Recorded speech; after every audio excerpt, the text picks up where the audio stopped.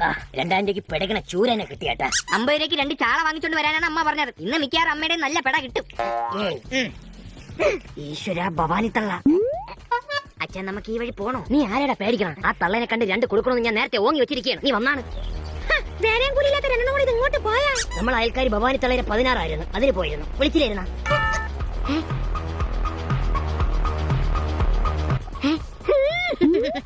ചന്തയില് മീൻ വാങ്ങിക്കാൻ പോയതായിരിക്കും. അല്ല, ചന്തയിൽ സിനിമ കാണാൻ പോയത്.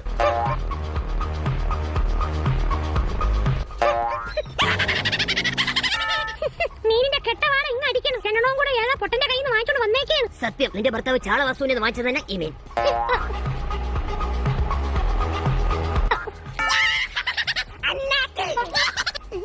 കടന്ന് വാ പൊളക്കാതറ. നിന്റെ പല്ലിന്റെ മഞ്ഞവട്ടം ഇങ്ങ് അടിക്കണം. ആദ്യം നീ വാടാ, അല്ലെങ്കിൽ സെറ്റോടെ നിന്റെ വെപ്പുപോലെ തറയെ പറഞ്ഞു വീഴും. അയ്യോ, എനിക്ക് ഈ ഭ്രാന്തന്മാരോട് നിന്ന് സംസാരിക്കാൻ. കുതിരവട്ടത്തുനിന്ന് ചങ്ങല പൊട്ടിച്ച് ചാടി വന്ന് നിന്നോട് സംസാരിക്കാനും ഞങ്ങൾക്ക് തീരെ താല്പര്യമില്ല.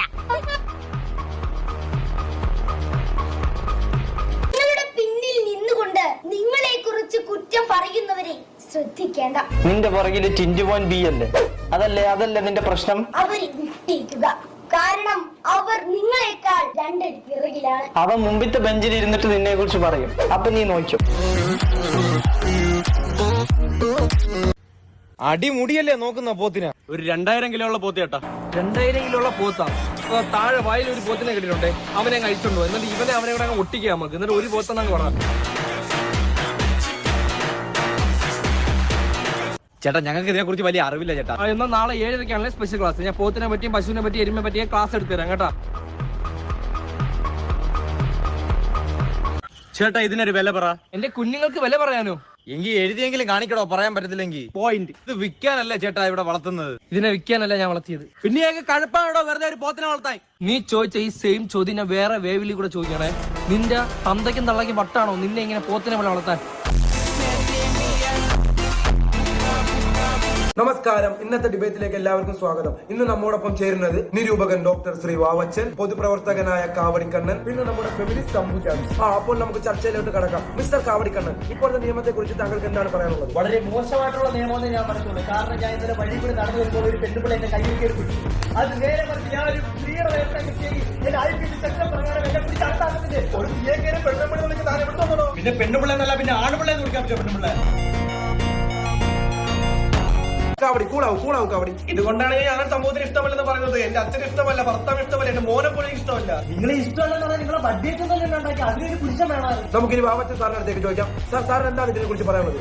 സാർ, സ്ത്രീ എന്ന് പറഞ്ഞാൽ പെണ്ണ്, പുരുഷൻ എന്ന് പറഞ്ഞാൽ ആണ്. മുതുക്ക് വാണോ എന്ന് പറഞ്ഞാൽ ഈ കളർ വാണോ എന്ന് പറയുമ്പോൾ ഡോമിന്റെ ഡാഡിക്ക് ഗൈസ് അച്ഛനുള്ള ഷർട്ടാണ്. ഓ നൈസ്, കൊള്ളാം. അമ്മയ്ക്ക് എടുക്കുന്നുണ്ടോ? എന്താണ്? നമുക്ക് നോക്കാം. എന്തെങ്കിലും അന്തം വിട്ടവരിയ്ക്കുന്നു. ചാടി നിക്ക്. Very good. അടുത്ത സെക്ഷൻ എന്താണ്? അതെ, കൊമ്പാച്ചന്റെ ഡ്രസ്സുകൾ.